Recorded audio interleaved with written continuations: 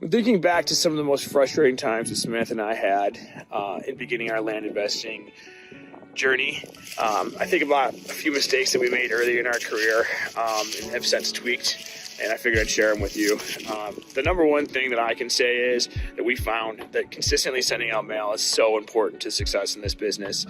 When we first started, we were sending out mail until we got a deal under contract. And at that point, we would stop sending out mail and we would focus on getting that deal to the finish line. The problem with that model is it doesn't continually put deals in front of my desk that I can be evaluating and choosing the best deals that are at hand.